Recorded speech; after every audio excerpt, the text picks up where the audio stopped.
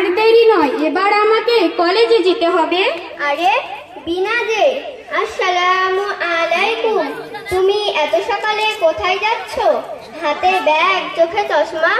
আর বলো না নাজবিন, আমি এখন টিটি কলেজে যাব। তা বিনা, আজ তো রবিবার, আজ কলেজে গিয়ে তুমি কি করবে? আরে নাজবিন, আজ কলেজ হবে না তো কি হয়েছে? আজ আমার বন্ধু বান্ধবীরা আসবে, সেখানে গিয়ে মজা হবে। তুমি কি যাবে আমার সঙ্গে? নাউজুবিল্লাহ, নাউজুবিল্লাহ, তুমি মুসলিম ঘরের মেয়ে হয়ে একই বলছো? তুমি জানো না, একটা মেয়ে যদি একটা অচেনা পুরুষের সাথে মেলামেশা করে তাহলে তার কত বড় গুনাহ হয়? এছাড়া রাসূল আল্লাহ তাআলা তাদের প্রতি নারাজ হন। তোমাদের একটাই রোগ, তোমরা বলো কি না বন্ধুদের সঙ্গে ওঠা বসা করলে নাকি গুনাহর কাজ হয়। তোমাদেরকে কিছু করার মতো নেই কেন? এটা কি কোরআন হাদিসে আছে?